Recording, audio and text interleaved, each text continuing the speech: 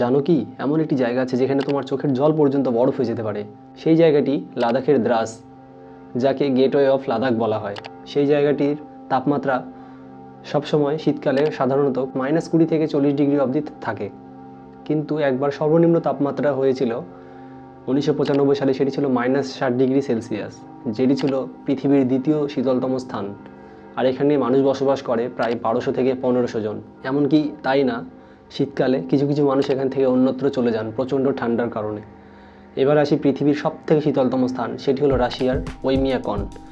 এখানকার তাপমাত্রা নেমেছিল -71 ডিগ্রি সেলসিয়াস। এখানকার জনসংখ্যা মাত্র 500 থেকে 600 জন। আর এখানকার জনসংখ্যা বৃদ্ধির হার নিউট্রাল, মানে ফ্রিজিং হয়ে গেছে, জনসংখ্যা বৃদ্ধি পায় না।